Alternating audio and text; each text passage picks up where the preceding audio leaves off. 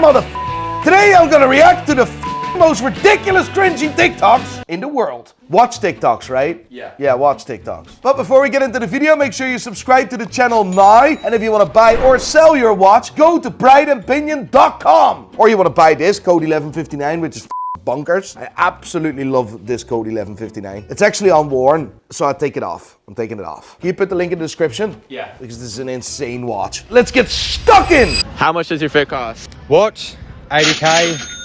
Cartier love bracelet. That's Daniel Mack if you buy it on Wish. I don't even know what Wish.com is, to be fair, but I've heard this many times. Watch is not even 80k, mate. And to be completely honest, a Cartier Santos with links like that, never seen that before, so it doesn't really look legit. Louis bag, 2.5. Wait, what type of watch is that again? Cartier. Can we diamond test it?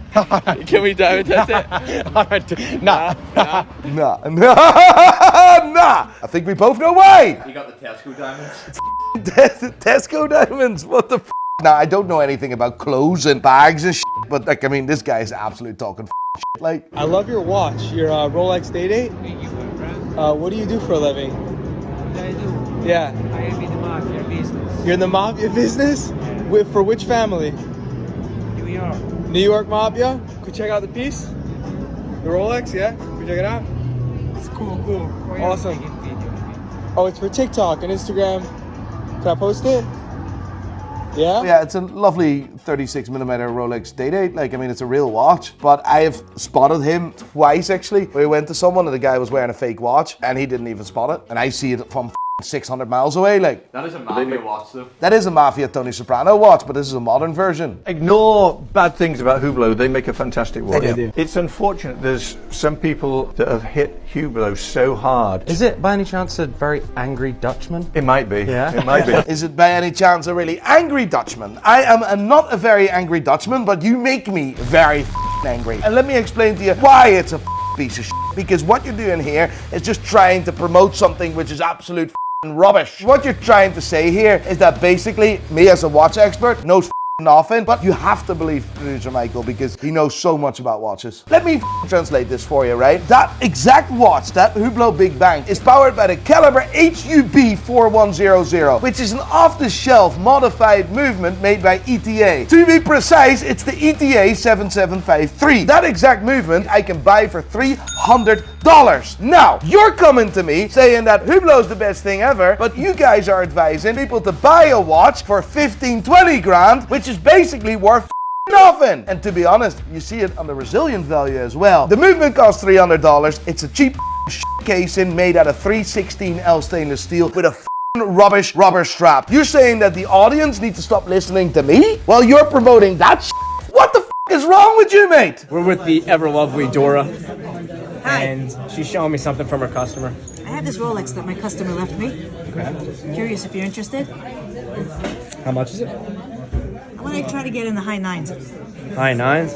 No. So she says she wants high nines for it, meaning high in the $9,000 range. But I wouldn't even buy it if it starts with a 7. That watch on Chrono24 and online swaps hands between 7.5 and 8. I mean, you want to make at least 10% margin. So what's going on here? High nines. The problem is that these watches usually sell for mid-6, maybe 7,000. So I don't know if high nines is very reasonable. See if you like it, but see what you can offer. Okay. 6,500. You gotta go a little bit higher.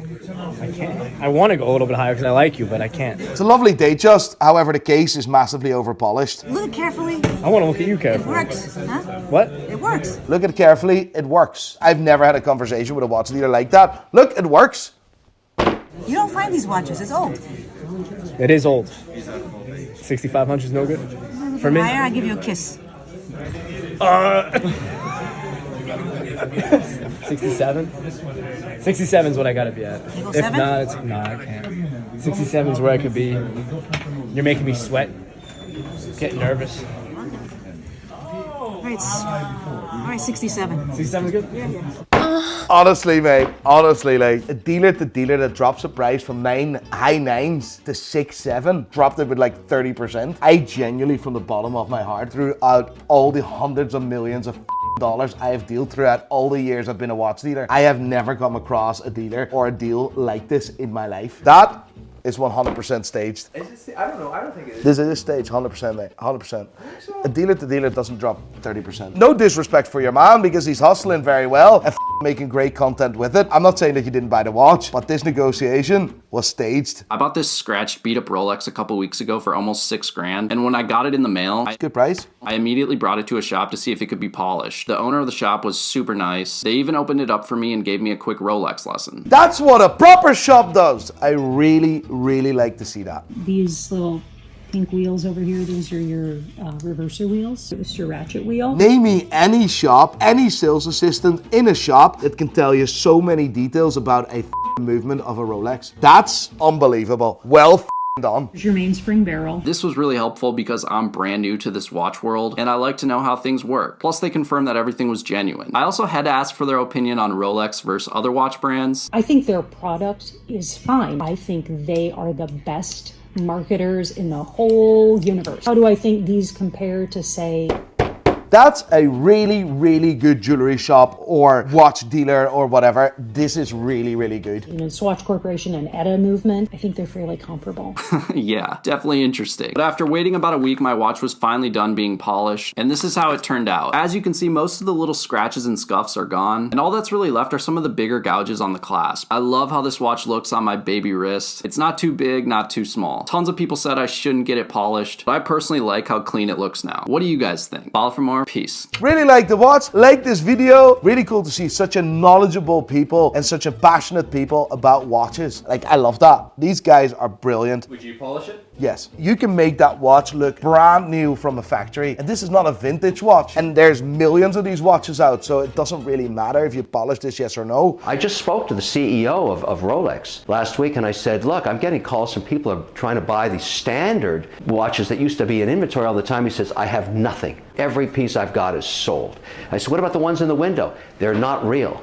They're actually locked mechanisms. So the demand is insane. I kind of like Kevin O'Leary sometimes, you know, but I don't, first of all, I don't believe he spoke with the CEO of Rolex. Absolute load of bollocks. The reason why I don't believe that is what it's saying here is absolutely bullshit. Right? If you go to a Rolex boutique now and you see a watch at a random time other than 10 past 10, that watch has a real movement. If the watch is set at 10 past 10 with a second hand very close to the 6, you know that that watch doesn't have a movement inside. There's a period where Rolex indeed shipped to their authorized dealers shells of watches. So just a watch, just a case, just a bracelet, but not the movement. No heart and soul. No heart and soul. Fair enough. Very well done. No heart and soul. But if you walk to an AD right now, you see that every single watch is a different time. And that means that every single watch is real, with a real movement in that case. And the reason why they say it's sold out is that you are not eligible, you're not good enough, you're not qualified to buy that watch from that authorized dealer. And that's the problem. Believe me when I say a waiting list doesn't exist. You walk into a Rolex boutique and you ask for a specific watch. They will say to you that the watch is not available, but you can leave your details and we put you on a waiting list. At the end of the day, the admin or the sales guy is going to do some research about you. If you fit their profile, you will get a phone call in the next couple of days, sometimes a week, maybe 2 weeks, where they invite you to the shop where you can pick up your watch. That's how it works. What's the most expensive thing you've got? I've got houses worth $20 million. I got $5 million cars. I've got diamond watches worth $2-3 million each. But can I make this statement right here, right now? Yeah. I'm a Tate lover, right? Not a Tate hater. If he committed crimes, he should go to jail. Fact. We'll leave that to a judge, but I am the watch judge. My verdict here is that none of his watches are worth more than $500,000. He doesn't have a single watch which is worth more than $500,000. Let me tell you one thing, combined his collection is probably worth in and around the 1.5 million. Every single diamond watch I have seen Andrew Tate wearing is a aftermarket bullshit watch. It's basically a made up piece of shit, sometimes even considered fake, completely modified to a specification that is completely unknown to the brand itself. I've seen him with a two-tone Patek Philippe Nautilus 5980, completely iced out with bullshit diamonds. Even Patek Philippe will say that that watch is fake because when you send that watch in for service, they will refuse to do any work on that watch and your warranty is gone. So what he's saying here is absolutely a load of bollocks. Here's 5 weird looking watches. First up, is these two from Falcone. This is an Italian brand. These came out in the mid-80s, enamel dials, really weird looking. Almost looks like Dr. Seuss made them. Haven't seen one come to market. They're not enamel dials, by the way. They're up weird, but they're not enamel. But when these were auctioned in the mid-2010s, they went from between 25 to 50,000. Next up is the Exequo Soft Watch. This is the one that looks like it came out of a Salvador Dali painting. No, that looks like a copy of the Cartier Crash, mate. Persistence of memory. These are from a now defunct brand. They used to be sold very cheap. Now, because of hype behind them and hype behind some other watches that look similar, they sell for up to $2,000 or $3,000 on eBay or Etsy or wherever. But to be fair, I've never seen this watch in my life, so that's quite cool. They're very cool looking watches. They're just gold plated. There's not much to them. They're not super well made or anything, but they look very cool on the wrist. Next up is the Hamilton Ventura. This was the first electric watch ever. Elvis Presley's watch! It has a really cool shape. They made them a long time ago and they still make them today. Elvis even famously wore one, and the brand doesn't let you forget it. You can find new ones for under $1,000 actually. And yeah, absolutely horrible looking piece of shit, but Elvis wore it, so it's quite cool. Finally, we have the famous Cartier Crash. This is probably the most well-known and overexposed in my mind vintage Cartier. It was originally made by Cartier London in the 60s. There's rumors that it may have been inspired by Dali. It may have been inspired by a Cartier Ben-Yor, which was in a car crash and then brought to Cartier London to maybe fix, and the damage to the dial was what inspired the crash. Ones from the 60s go for well over $1 million. They still make them technically today. Typically, you have to be a very, very good customer of Cartier to be able to get one. They've been made famous because Kanye wears one, Jay-Z has one, Tyler the Creator has one. Now everyone all day long asks me about the Cartier Crash. I like this guy. I don't know who he is. Have you seen him before? I do think so. I like him. He's good lad. He's a cool lad. How much your fit cost? Start with the glasses. How much glasses? Yo, probably 150 max. It's light though. Light? Okay, I see the shirt. How much for the shirt? 280 Stone Island. Is Stone Island that expensive? Trousers like 280 quid. Mate, hell, I go to Primark and get the same trousers like. Yeah, I see the watch. How would I watch? This is a big boy. Platinum Presidential Blue Face Rolex. About 100. 100? 100 rags. Okay, Yeah. Nice watch, mate. Nice watch. Well done. Okay, I see the pants. How much are the pants? Prada pants.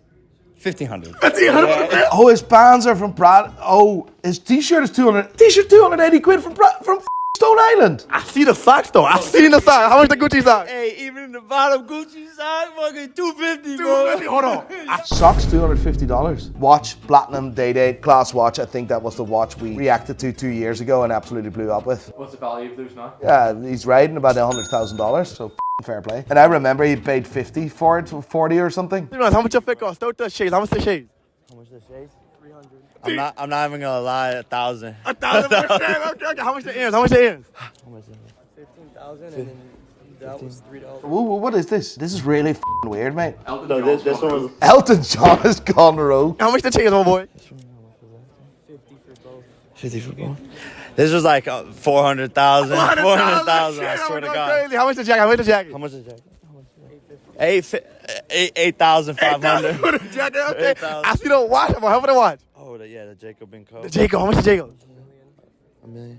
A couple million. A couple million? Yeah. I'll just say this, being so outrageous, right? And doing these outrageous things and saying absolute bullshit. He's a comedy sketch of himself, right? Fair enough. That watch, we all know, its resale value is probably about 150 grand. But that's not the point. He's doing business here. He's going viral again. So I'm not going to be angry about it because I'm just here to say the truth. His watch is about, the resale value is about 150k. Guys, don't believe everything you see. It's not always as what is that saying in Now You See Me? Come in closer.